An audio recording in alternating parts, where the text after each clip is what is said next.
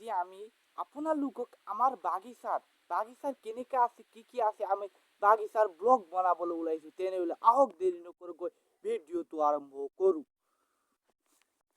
এইটো হয় আনাৰস। এইটো আনাৰস নাই ইমান তামোল গছ ইমান 50-60টা মান তামোল গছ আছে।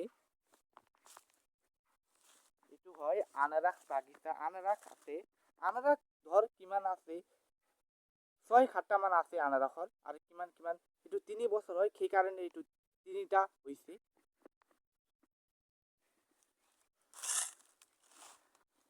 আৰু কিবা কিবি কলগছ গছ কিবা কিবি আছে।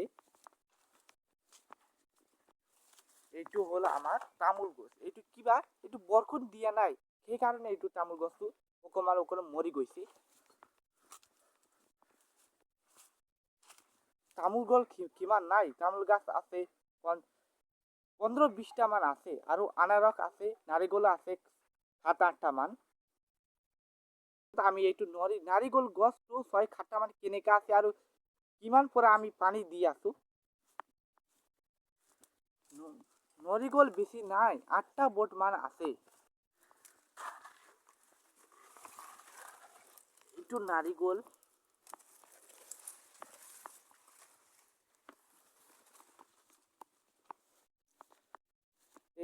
এইটো হয় মা দেউতা নহয়, মই অকলে ৰোৱাটো এইটো আছে। এইটো আনাৰস বটটো আছে, আনাৰস বটটো চাওক। তাৰ পৰা আমি গোটেই বাগিচাৰ ব্লগটো দেখাম আৰম্ভ কৰোঁ। এইপিনিৰ পৰা আপোনালোকক দেখাম মই গোটেই বাগিচাৰ ব্লগ।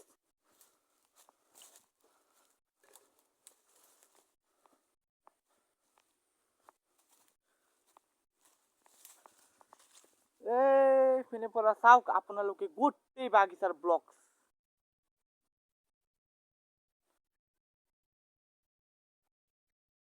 আধা বিঘা মানত আমি এটা বাগিচা কিবা কিবি বহুত আছে। আনাৰস গছ, তামোল গছ, নাৰিকল গছ, নেমু গছ কিবা কিবি আছে। এইটোতো হ'ল লেচু গছ, কিয়নো এইটো চাওক লেচু গছ। এইটো বহুত দিনত হৈ গ'ল, বহুত দিনত মূৰত এইটো পানী অহা নাই, সেইকাৰণে এইটো বহুত শুকাই গ'ল। পানী দি আছো বৰ্তমান। তাৰপিছত আমি নেমু বাগিচাত যাওঁ।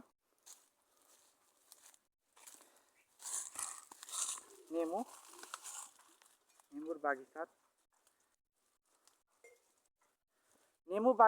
এইটো নেমুটো ইমান মৰা নাই, কিয় আমি সদায় পানী দি থাকোঁ সেইকাৰণেও এইটোতো হৈছে। ইমান হালধীয়া, ইমান মৰা নাই। আমাৰ তামোল গছটো কিয় এইটো গুটি ধৰা নাই, কিয় তামোল দিয়া নাই, বটে ধৰা নাই। এইটো জানে যে আপুনি ইমান শুকান আছে, যে ইমান বৰষুণ দি নাই, ইমান শুকান আছে, সেইকাৰণে তামোলটো 6-7 বছৰ হ'ল এইটো তামোল ধৰা নাই। আজিৰ ব্লগ ইমানেই আছিলে। মোৰ ব্লগ যদি আপোনালোকক কিবা ভাল লাগিছে যদি লাইক শ্বেয়াৰ ছাবস্ক্ৰাইব কৰি দিব বুলি মই আশা ৰাখিছোঁ। ধন্যবাদ। জয় অসম।